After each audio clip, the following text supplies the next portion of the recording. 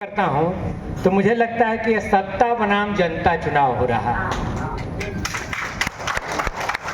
एक तरफ जो आज मौजूद सत्ता है वो राजनीति की तमाम मर्यादाओं को भूल करके जैसे भी हो चुनाव जीतना चाहती है।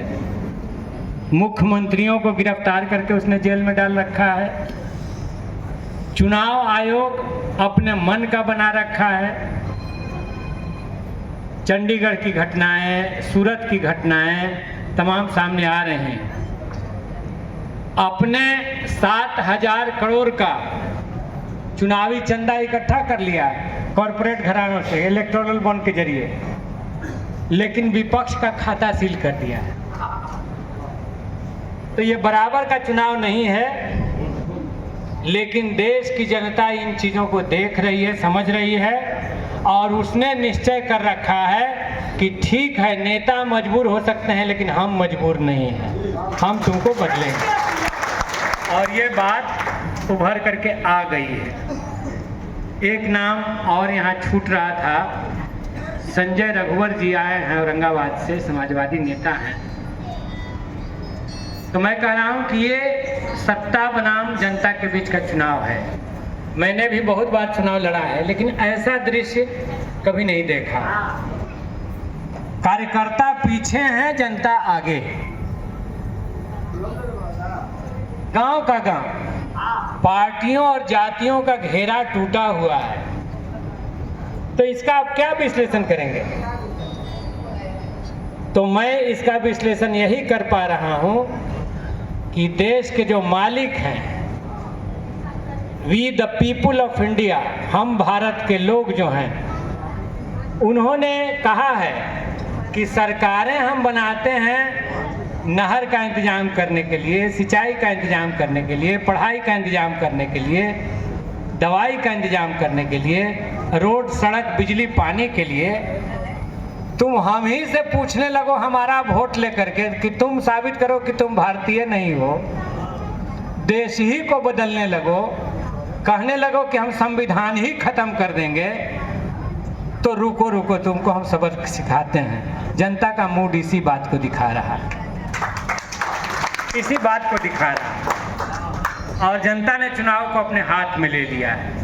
इसीलिए इंडिया गठबंधन तो ऐसे भी 6 सीट पर तो गठबंधन के ही विधायक हैं, तो जीते हुए तो आप पहले से हैं।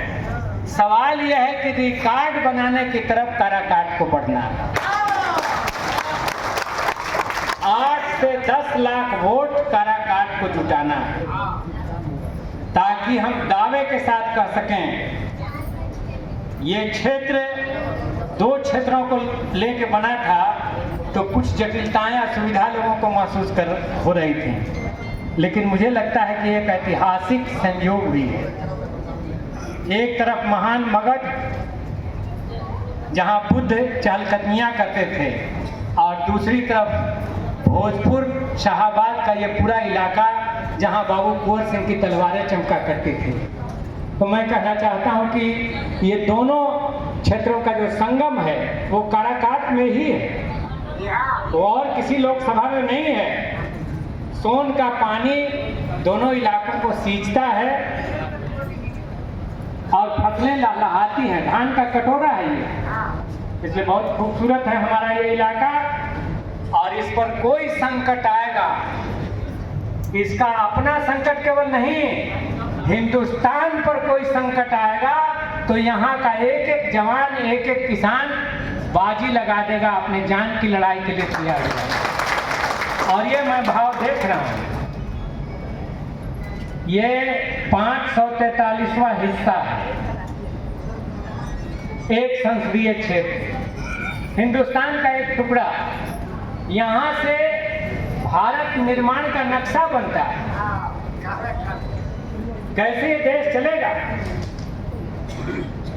मोदी संविधान को एक खिलौना समझ रहे हैं, जो मन में आएगा उसमें से निकाल देंगे, रखेंगे, हटा देंगे।